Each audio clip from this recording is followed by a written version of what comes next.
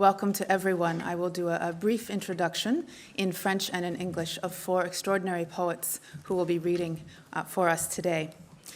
Donc, je suis ravie vraiment de présenter cet après-midi une invitation au voyage. Comme Baudelaire dit lui-même, c'est un vrai régal. C'est une lecture poétique avec des sonorités diverses, avec Dany Laferrière, Cécile Menardi, Jacques Reda et Michael Ondaatje. Ils vont lire chacun pour un quart d'heure et nous allons écouter du français et en anglais. Donc, il y aura des photocopies pour Michael Ondaatje, des traductions en français pour vous. Donc, il y aura la lumière, comme ça vous pourrez lire plus facilement. So, I'm absolutely thrilled to be introducing 4 wonderful poets extraordinary to you this afternoon, this Sunday afternoon, with different textures and such beauty in their work, gorgeous poetry and sound. So once again, Dany Laferrière, Cécile Menardi, Jacques Reda, and Michael Ondaatje. And they will read for 15 minutes each. The first 3 poets will read in French, and Michael Ondaatje will read in English, so we'll have all kinds of different texture of language. And I'll do a brief presentation of the 4 of them, and then I will move off the stage for them. So, je vais faire une petite présentation de tous les 4, et puis je vais être dans les rangs, si vous voulez. Dany Laferrière, poète, romancier, il écrit des récits, des scénarios. So he's a poet, he's a novelist, stories, screenplays and screenwriter. J'aime écrire en mouvement. I like to write in movement. Des prix Médicis, le Grand Prix du livre de Montréal, le Grand Prix littéraire de Metropolis Blue. Parmi ces titres, et c'est juste un petit clin d'œil, L'énigme du retour, Comment on fait l'amour avec un nègre sans se fatiguer, Journal d'un écrivain en pyjama, Pays sans chapeau, Chronique de la dérive douce. Et nous, on va flâner avec lui et dériver avec lui aussi dans les mots. So I like to write in movement. Dany Laferrière, je pense qu'on pourrait dire ça de tous les poètes. Cécile Menardi, Rose Poésie mortelle, qui a gagné le prix de l'Académie française, La blondeur, Grièvement, L'Immaculée conceptuelle, L'eau super liquide, c'est juste une petite partie de son œuvre poétique. Elle développe une poésie où la vitesse, l'inventivité et le humour restent liés à un véritable lyrisme. So she's developed a poetry where speed, invention, and humor are linked to a specific wonderful kind of lyricism, and she joins us from Nice. Elle vient nous rejoindre de Nice. Jacques Reda is with us today. Il est parmi nous aujourd'hui.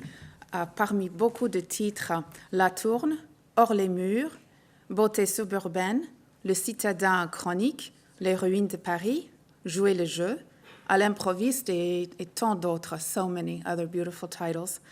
Lauréat du Grand Prix de poésie de l'Académie française et le Goncourt de la poésie, éditeur et chroniqueur de jazz, editor and wonderful chronicle writer of jazz, directeur de la Nouvelle Revue française pendant plusieurs années, romancier et flâneur, someone who loves to walk and move through the city of Paris and elsewhere. The Times Literary Supplement remarks that his elusive and sometimes hermetic style transfigures even the most earthy of characters. Dans le supplément littéraire du Times, remarque que son style hermétique est parfois allusive à une manière de transfigurer, si vous voulez, même les personnages les plus basiques ou directs. And our 4th poet today, Michael Ondaatje, poet, romancier, essayiste, éditeur, dramaturge. Michael Ondaatje écrit simultanément pour l'œil et pour l'oreille. He writes simultaneously for the eye and the ear. Parmi ses œuvres, among his titles, Billy the Kid, œuvre poétique, poème de gaucher, écrit à la main, Un air de famille, La peau du lion, La Passion d'Anglais, Le fantôme d'un île. Many, many wonderful accolades and prizes for Michael. Prix Médicis, the Booker Prize, Officier of the Order of Canada, and many others. L'ordre qu'il va lire, ses poèmes, c'est un petit peu différent de ce que vous avez en main. mais il va vous dire. So he will tell you the specific order he's going to read his poem so you can follow along properly. So thank you so much for coming. Merci beaucoup d'être venu et un grand merci. Danny Laferrière.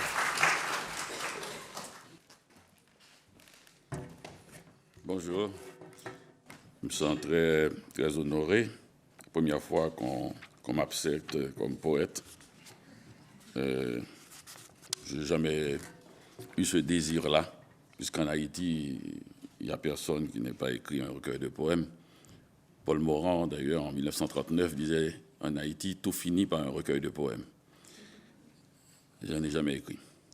Alors, ce livre, L'énigme du retour, raconte une chose très simple. À la mort de mon père, je suis allé à ses funérailles à New York, je vivais à Montréal, et après me suis rendu à Port-au-Prince pour le dire à ma mère.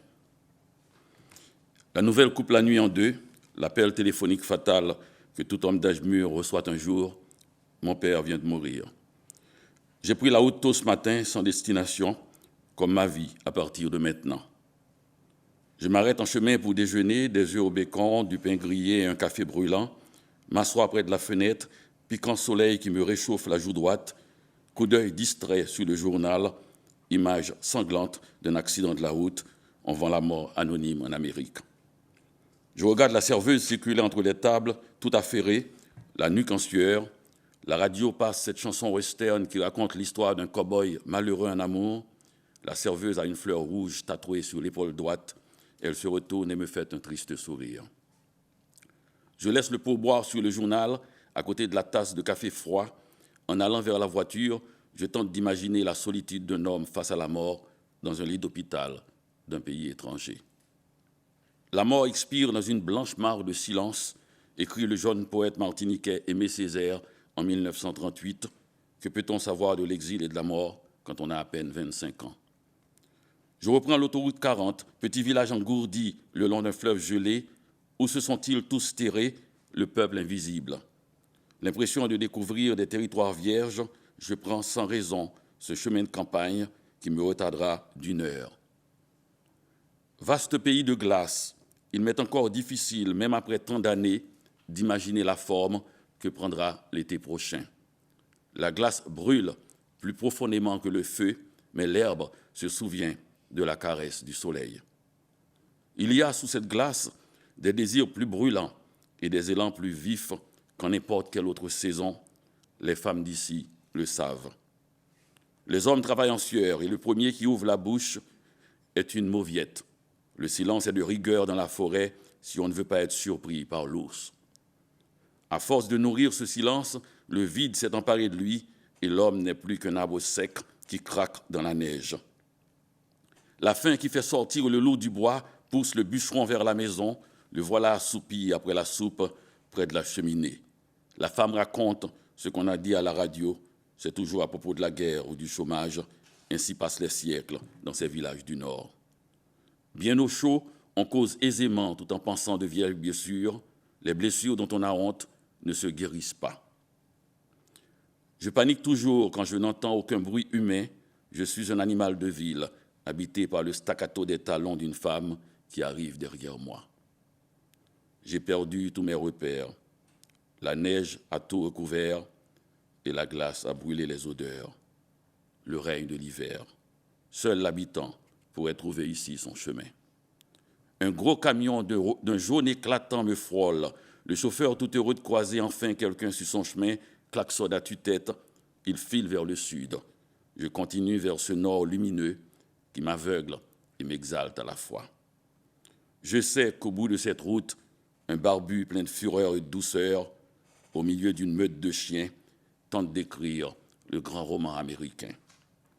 Terré dans ce village endormi de 3 pistoles au bord d'un fleuve gelé, il est le seul aujourd'hui qui sache danser avec les fantômes, les fous et les morts. Cette lumière bleutée rasant le fleuve m'aspire d'un seul souffle. La voiture fait une embardée. Je reprends le contrôle juste à temps.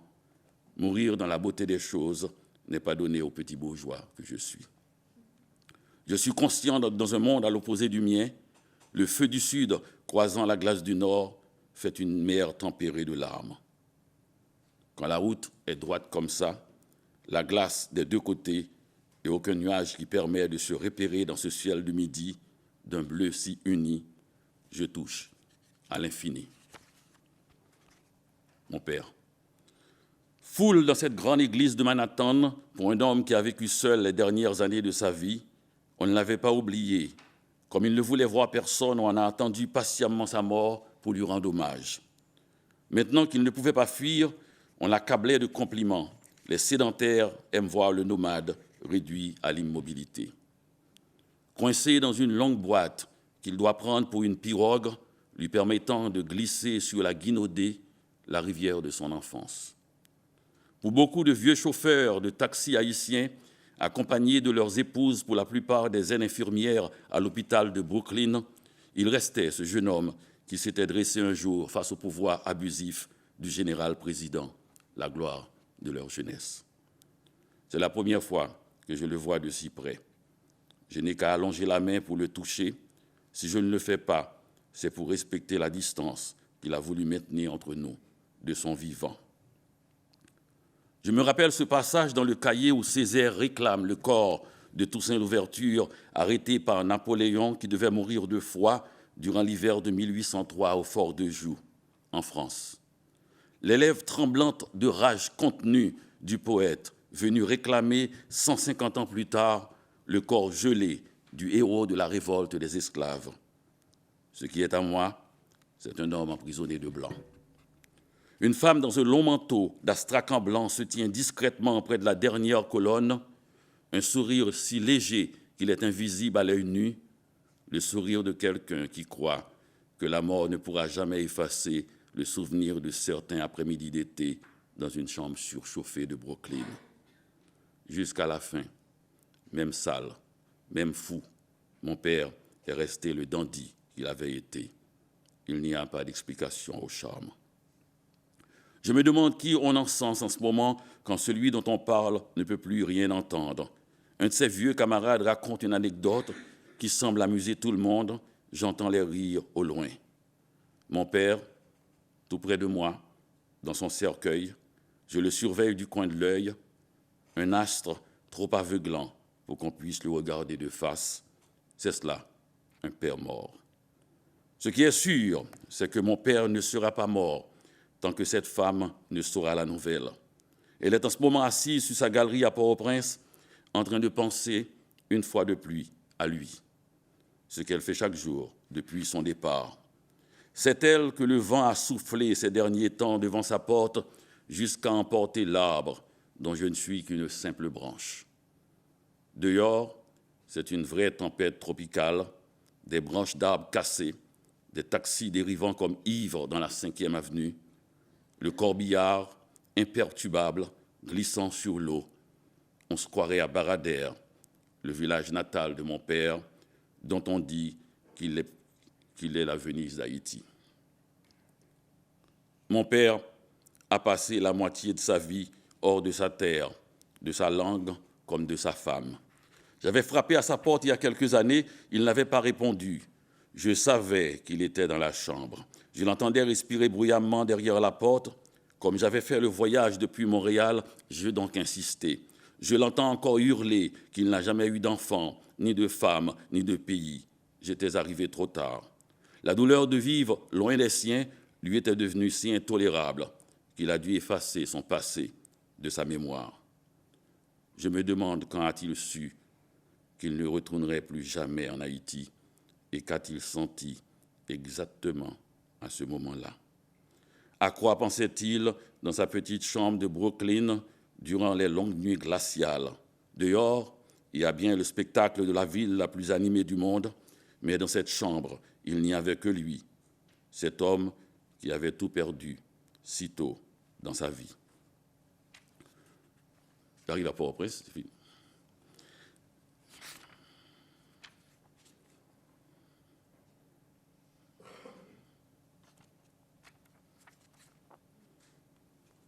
Nous sommes sur la galerie, près des lauriers roses.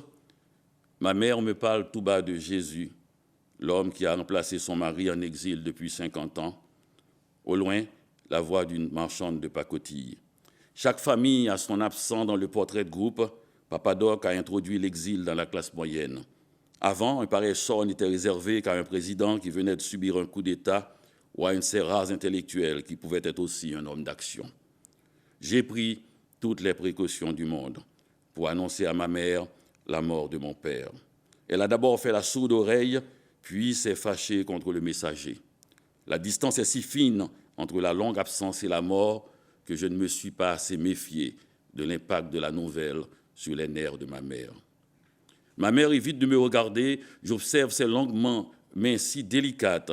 Elle rentre et sort de son droit l'anneau de mariage, tout en fredonnant si doucement que je peine à comprendre les paroles de la chanson.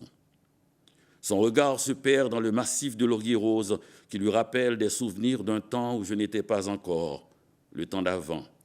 Où voit-elle cette époque où elle n'était qu'une jeune fille insouciante, son sourire furtif m'atteint plus que des larmes. J'entends ma mère chanter dans la chambre d'à côté. La nouvelle de la mort de mon père lui est enfin parvenue à la conscience. Le cortège de douleur, les jours vides, alternant avec l'éclat du premier regard, tout refait surface. Ce chant de ma mère dont j'ai fini par en capter quelques bribes parle de marins paniqués, d'une mer mouvementée et d'un miracle au moment où tout espoir semblait perdu. Elle a l'habitude d'écouter la radio sur un petit poste que je lui ai envoyé il y a quelques années, fixé sur la même station de prière. Elle n'écoute que des sermons et des chants religieux, à l'exception de cette émission de musique, Chansons d'autrefois, où les chanteurs atteignent des notes si aiguës qu'elles font gémir le vieux chien qui dort sous la chaise.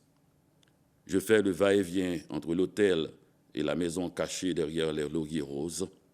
Ma mère s'étonne que je ne couche pas à la maison. C'est que je ne veux pas lui donner l'illusion qu'on vit de nouveau ensemble quand ma vie se passe loin d'elle depuis si longtemps. Je ne cesse de revenir sur elle dans mes écrits, passant ma vie à interpréter le moindre nuage sur son front, même à distance. Merci.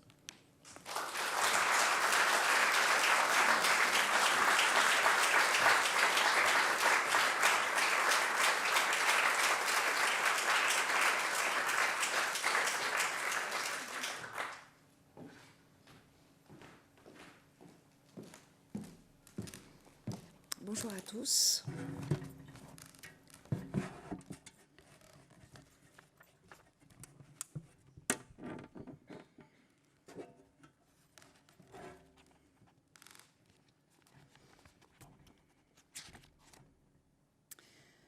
J'ai toujours eu peur, dans le tourniquet par lequel on sort de la station de métro Barbès-Rochechouart, d'être broyé, d'avoir le corps broyé, d'avoir le corps imaginairement changé en celui d'un cheval et de ne pas répondre de ces mouvements que je ne connais pas, n'étant pas cheval, découvrant avec surprise le cheval que je suis devenu. Peur d'être précipité dans l'absolue destruction de moi-même, découpé en tranches par les barres horizontales, et avec moi peut-être celui qui me suit de déraisonnablement près d'un quart de tourniquet, parfois qui m'emboîte le pas que j'ai peur d'avoir trop rapide ou trop lent, car toujours je l'accélère ou le ralentis dans ce quasi-sur-place, vérifiant quand j'en sors que le coin de ma cape d'écuyère, en quoi je viens d'être à nouveau involontairement transformé, ne reste pas coincé dans quelques barres qui me réavaleraient.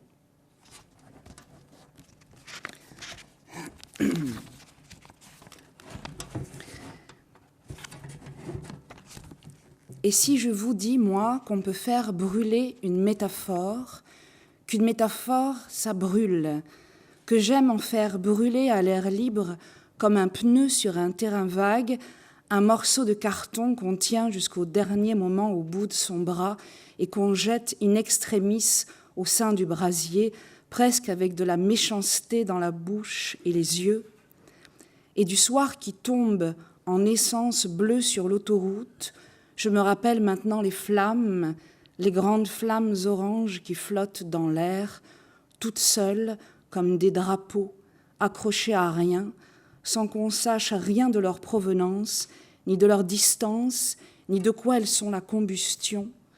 Et maintenant que je pense à elles, et les revoit bouger contre le ciel sans rebord ni contour que ceux que leur invente le vent, identiques aux mouvements qui les découpent dans le temps autant qu'il les en détache, sans autre substance qu'un extrême et presque irréel ralentissement, transformant le bleu du soir en intense orangé, comme si la couleur constituait le véritable combustible.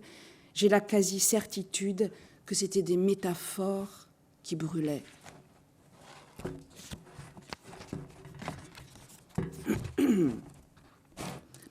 La fois où je ne peux pas commencer autrement qu'en commençant en même temps que commence le degré de vallonnement.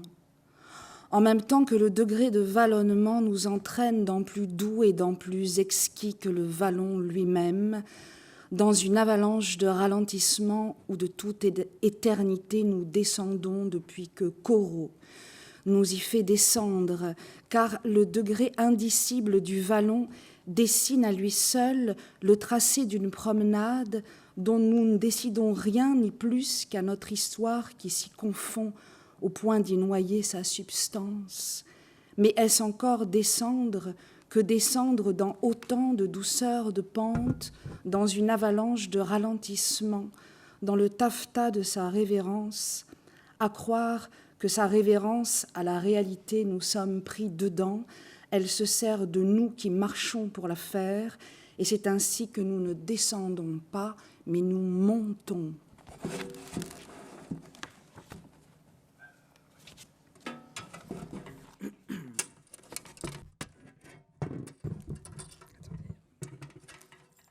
Je suis aux commandes d'un hélicoptère et je cherche à atterrir sur la surface de l'héliport, mais je n'y arrive pas. La fine structure en aluminium de l'engin et sa coque en polystyrène sont si légères qu'à quelques mètres du sol, l'air produit par l'hélice agit comme une force propulsive inverse et me repropulse dans les airs sans que je puisse toucher terre. J'ai beau réduire la vitesse des hélices, elle reste encore trop forte et je demeure ainsi suspendue sur une espèce de coussin d'air surpuissant. À l'origine, on a construit ce genre d'hélicoptère dans l'idée de consommer moins d'essence, parce qu'il y avait moins de poids à soulever. Mais on a négligé l'étude de l'atterrissage. De plus, à force de naviguer indéfiniment dans un rectangle de ciel et de lutter contre la résistance de cette nappe d'air, on en consomme finalement beaucoup plus. Cela dit, je ne vois pas pour moi d'autre salut que dans cette surconsommation, et j'attends, anxieuse, d'avoir épuisé tout mon kérosène pour que s'arrêtent enfin ces satanées ailes et que j'ai une petite chance de regagner la terre ferme.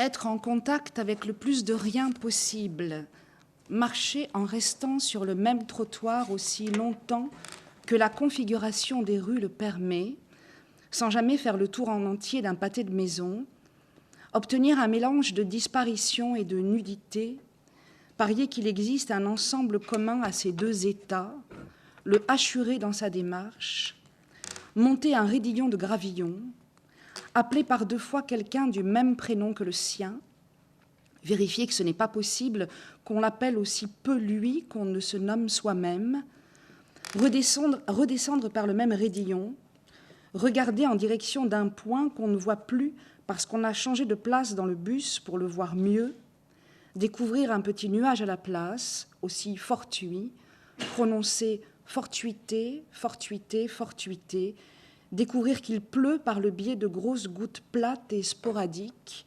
considérer sporadique et épisodique comme deux synonymes parfaits, trouver deux exemples de phrases qui le démentent, confondre la décennie actuelle avec la précédente en descendant les marches du bus, réfléchir à l'atemporalité que vous donne un trench aussitôt acheté, aussitôt porté, recopier tous les synonymes de schématiquement, trouver un tout autre synonyme au dernier qui figure dans la liste.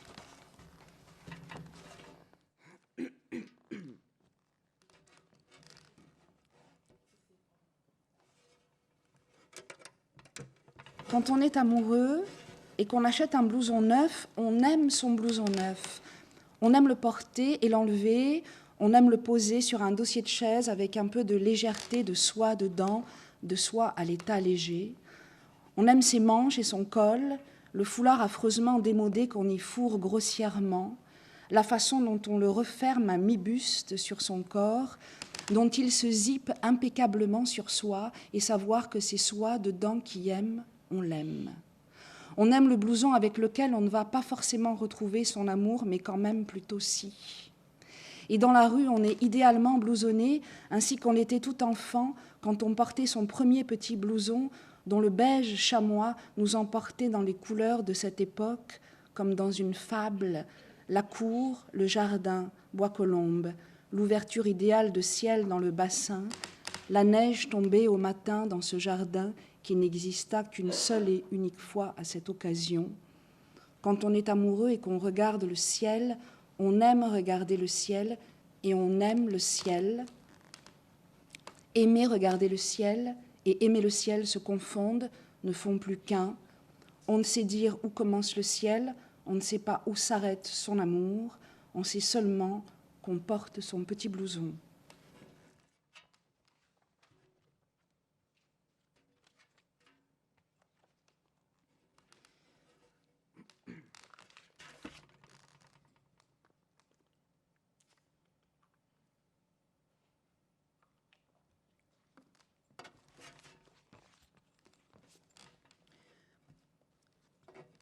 Je te rejoins là, remonte à ta surface, t'atteins par paliers successifs, conformément à ce que je déforme en toi d'axe au ralenti et en devenir. Tu dis non du regard, tu m'encaisses et j'ai du mal à t'encaisser plus qu'une simple désunion.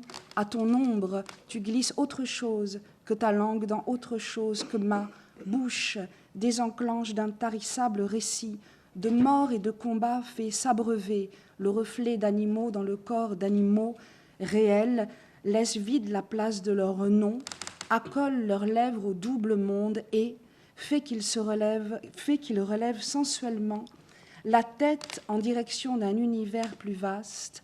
Avant d'y avoir bu, désassemble le sens des mots, j'en profite pour te dire que je ne te vois plus ou continue avec ta main, histoire de commenter la ruine exacte qui les gagne, l'erreur qui les contamine, éprouver dans ma voix leur degré d'atomisation, les dire en gros plan, hors d'échelle et référents perdus, tu les comprends néanmoins et sourd les exécutes, sourd me renvoyant dans les yeux la preuve amoureuse de ton courtisan désaccord, du conflit libre et aguichant que tu me mènes.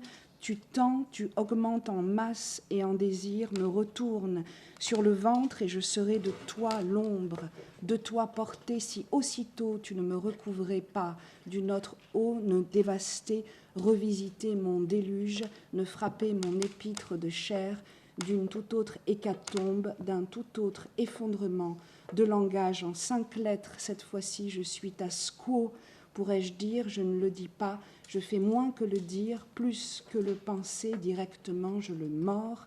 C'est à ton poignet à qui j'arrache le silence de mon plaisir que sans verbe et sans nom ça a lieu.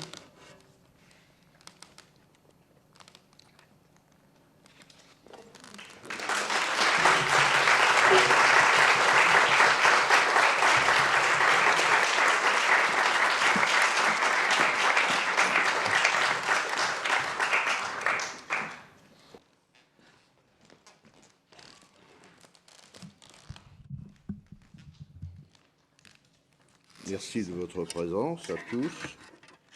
Les quelques poèmes que je lirai sont tous consacrés à d'autres poètes qui présentent l'avantage d'être sans doute plus intéressants et en tout cas mieux connus que moi. Je commencerai en remerciement à nos amis américains par un poème dont je ne suis même pas l'auteur puisque je l'ai traduit d'un poète américain que j'aime beaucoup, Robert Frost, qui est trop peu connu en France, et qui avait sur la traduction de poésie des idées assez négatives que je partage jusqu'à un certain point. Mais enfin, personne n'est parfait, et j'ai fait cet essai. Le poème, c'est Gathering Leaves, le ramassage des feuilles. À la pelle, ramasse-t-on mieux qu'à la cuillère les feuilles. Les pleins sacs que l'on en recueille sont légers comme des ballons. Ratelé après ratelé, je fais à longueur de journée dans ces feuilles autant de bruit qu'un lapin, un cerf qui s'enfuit. Mais les montagnes que j'étage, en insaisissable fatras, débordent par-dessus mes bras et me pleuvent sur le visage. Je peux bien charger sans arrêt, recharger comme un automate, jusqu'à ce que la grange éclate. À la fin, qu'est-ce que j'aurai? Autant dire rien pour le poids. Et comme au contact de la terre, la fraîcheur des feuilles s'altère, pour la couleur, presque rien. Moi, je n'en aurai aucun usage, mais enfin, on ramasse ou pas. Et qui pourrait dire, voilà où s'arrête le ramassage. Le second poème nous conduit, sinon loin dans l'espace, loin dans le temps, puis c'est un poème de Guillaume d'Aquitaine, grand seigneur, grand troubadour, et qui a l'avantage d'avoir été un premier à rendre, pour ainsi dire, universelle la langue qu'on pourrait appeler auvergnate. Rien. Il est tard. Il fait froid. Le brouillard sur le Limousin comble chaque ravine, et du donjon le plus voisin jusqu'aux limites du royaume, pas une lueur dans la nuit où ne dort pas Guillaume. Il écrit « Je vais faire un poème sur rien ». Elle fait, environ l'an 1000. Le silence des temps futurs qu'il écoute jubile d'entendre son écho préalable qui lui revient. Il a caracolé comme un cheval fantôme, et la cartade de Guillaume va hanter à Valvin le poème sacramental. Et longtemps encore, on verra le vers horizontal, bien droit comme une lance en lice, et la rame du galérien, unie au souple battement de la rime complice, coudre sur son secret le poème qui ne dit rien. Il reste donc à écrire une étude sur Guillaume d'Aquitaine, précurseur de Mallarmé. Troisième poème, j'ai le temps encore, 1570. Et là, ce n'est pas un poète en particulier, mais c'est une évocation de cette époque, de la fin du XVIe siècle, troublée et marquée par les guerres de religion, mais qui a représenté, du point de vue de notre langue, un matin magnifique. Il y a peu de poètes presque anonymes ou connus de cette époque qui ne m'aient souvent passionné. Alors donc 1570. C'était encore un temps de lourdes arquebuses. On voyait planer sur les champs des corbeaux et des buses. Il en tombait parfois une que le plomb vrombissant avait déplumé dans son vol furibond. Ensuite seulement on entendait la poudre en lisière du bois fulminé. Et pour en découdre, des fifs piaulants et rageants des tambours, on poussait des chevaux pesants par le gros des labours et s'étripaient à coups de pics et d'épées. C'étaient des monts contours de villages, des épopées de clochers qui duraient moins d'une après-midi. Pour Dieu, chaque héros avait une âme de bandit, puis, ayant essuyé le sang de sa rapière, il revenait dans son manoir de briques à coins de pierre, revêtait un pourpoint sans tache, sans un pli de travers, une fraise fraîche, et, devoir accompli par des crimes commis au nom de l'Évangile, se replongeait dans les hauts faits de Tacite ou Virgile. À moins qu'il n'empoignât son parler vert et franc, et du bec d'une plume d'oie alerte balafrant le parchemin soumis à la langue vulgaire, en son privé, recommençait à mener une guerre entre les deux parties de son âme, nantie des arsenaux que maître et rime ont alors assortis à l'exercice ardu de la théologie. C'était un soir de 1570, à la bougie, quand la Vierge païenne allait tendre son arc près du soleil crucifié dans les arbres du parc. Un nouveau saut dans le temps, cette fois. C'est une toute petite suite écrite pour participer à une sorte d'hommage collectif qui figure dans une réédition d'Alcool d'Apollinaire dans la collection Folio. 3 dates avec Guillaume. 1944. Sous le pont Mirabeau coule toujours la Seine, pâle comme les vins blancs que nous avons bu, et plus rouge parfois que le feu des obus qui venaient éclater la nuit à l'avant-scène de l'histoire, quand nous étions très peu barbus. Car nous appartenions encore au Pliocène de la vie et lisions cette chose malsaine, la poésie, hostile aux adultes imbus de leur savoir. Nous, dont la science légère n'avait pas dépassé le bord de l'horizon.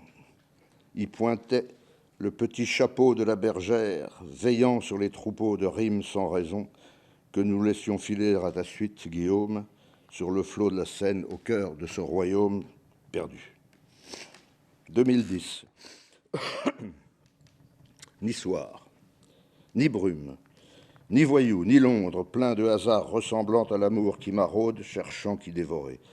Sur l'île d'Émeraude, je venais d'atterrir et comme d'un tremplin, le soleil bondissait entre Cork et Dublin pour fêter le retour de celle-là qui rôde et vient toujours pour la première fois, sans fraude et sans rien demander encore. Qui s'en plaint tant qu'elle n'a pas dit « c'est pour vous ».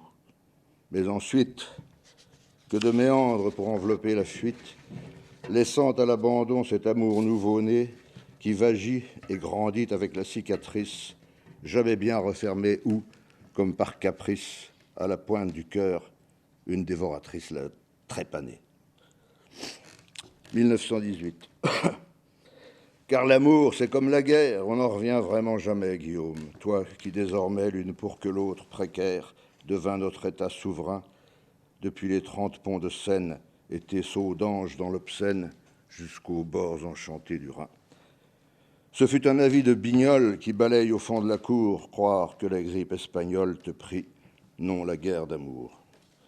Alors, je préciserai que le mot Bignol est tombé dans l'oubli, pleine désuétude. C'était un mot qui désignait, de façon un peu argotique, un personnage et une fonction qui ont pratiquement disparu depuis l'invention des codes, la concierge. On disait la Bignole.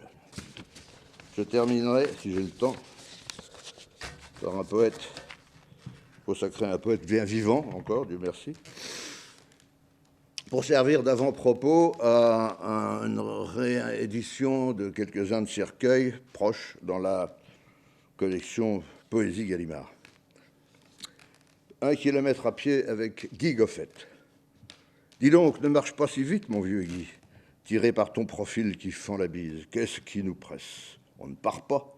Je crois plutôt qu'on rentre ensemble quand nous traversons l'espace qui baie entre le pont Royal et la place du Châtelet, le long des vieux bouquins tous lus, sous les coups de balai du vent, le vent parfois d'une robe légère comme l'enfance.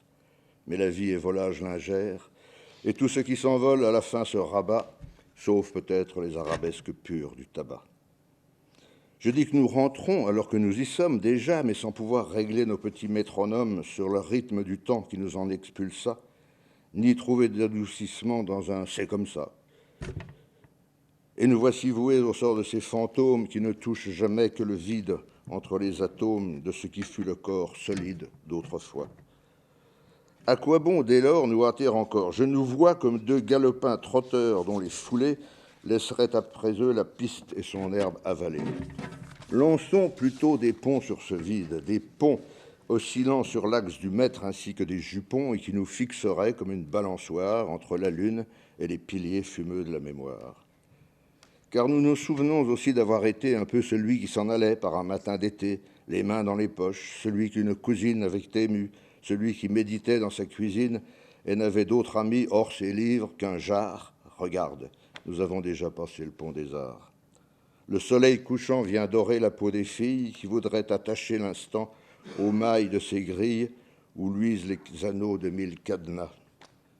Sommes-nous dénoués de tout? Moi qui n'ai, toi qui n'as rien d'urgent à trouver que le chiffre qui manque pour vaincre la combinaison du code de la banque dont un coffre est bouclé sur le trésor des fous. C'est un simple lingot de ciel, plus léger qu'une plume, un autre d'ombre où flotte un regard qui s'allume. Le reste, ça t'est bien égal. Le reste, je m'en fous. Autant que du Pont-Neuf, la barque de la Lune. Un nuage lui fait une voile de fortune. On ne sait si c'est lui, si c'est elle qui court vers les lisières de leur Dieu. Je pense à Arnoncourt, au temps où tu régnas dans une caravane.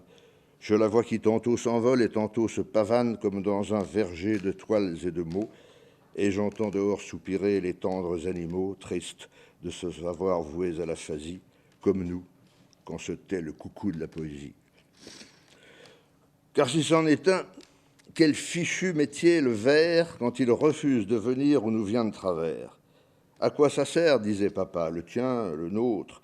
Et si le jeu du vers est bien qu'on me le dit un autre, qui s'en ira dès qu'il pourra, toujours pressé, chercher ailleurs le goût du vent dont il fait sa pâture. Est-ce lui que nous poursuivons, ou le passé, ou voulant réduire l'écart avec quelque future éclosion du mot céleste mais terrien, et qui rimerait avec tout en ne rimant à rien. C'est ainsi que souvent procède la nature. Et regarde comment va la Seine, jamais tout droit. Elle ne consent à glisser vers la mer qui palpite, tandis qu'autour de nous une foule se précipite d'un seul bloc au-devant de quel mince détroit, de quel isthme de Panama, de Corinthe, où c'est use, où l'on vous canalise et pilote à l'étroit. 1 kilomètre à pied, en ville, et sans boire, ça use. Prenons donc l'éternel chemin des écoliers. Celui que certains soirs hante encore la vieille muse, la méduse aux gros bras parfois hospitaliers, qui nous mène d'illusions de victoire en défaite. Mais je ne doute pas qu'elle t'aime, Goffette, comme ceux qu'elle a fait mourir, qu'elle dévergonda, et c'est pourquoi je l'aime aussi, ton vieux Jacques Réda.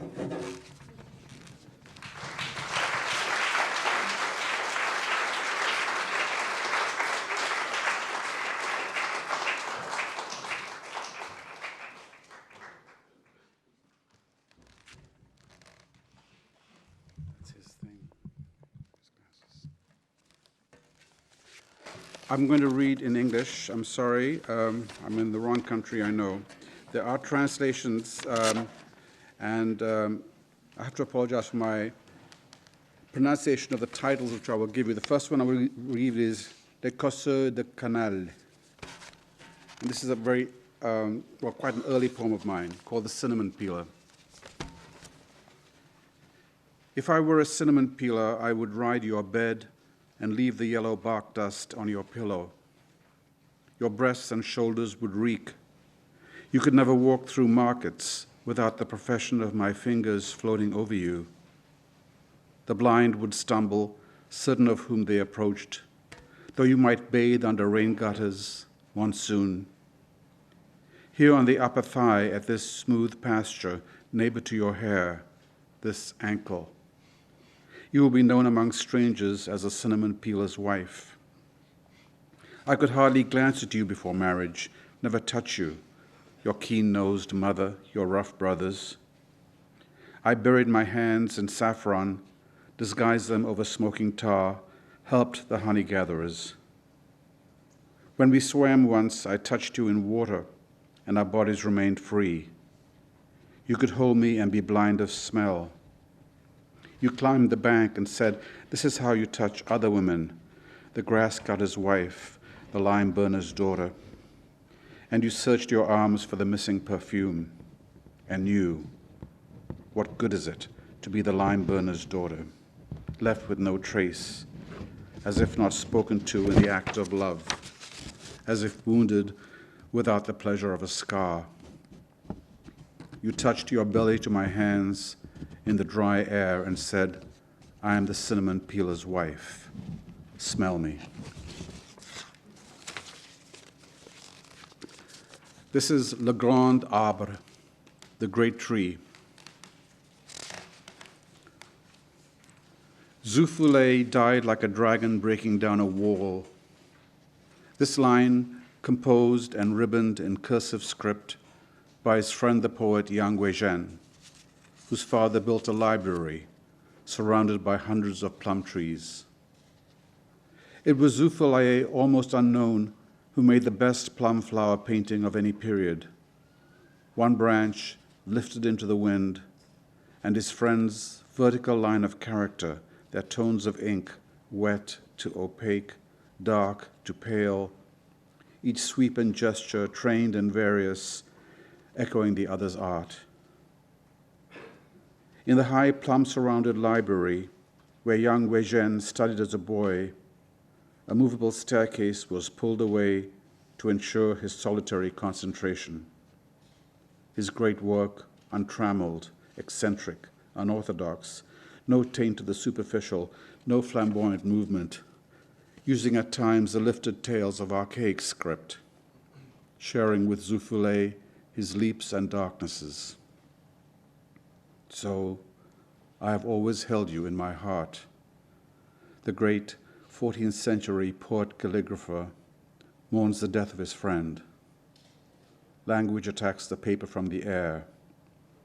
There's only a path of blossoms, no flamboyant movement. A night of smoky ink in 1361, a night without a staircase.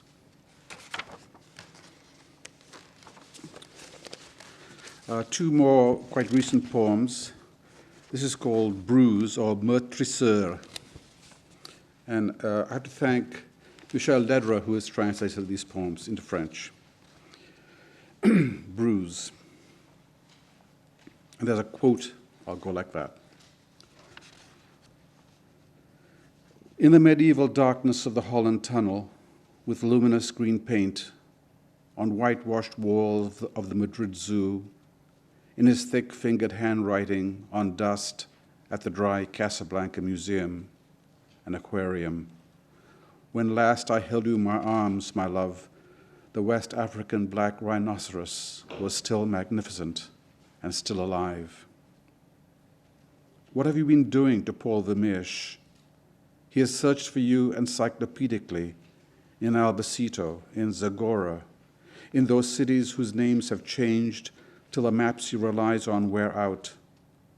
In what disguise did you leave him, so he will not recognize your gait anymore, or your stare out from a diorama?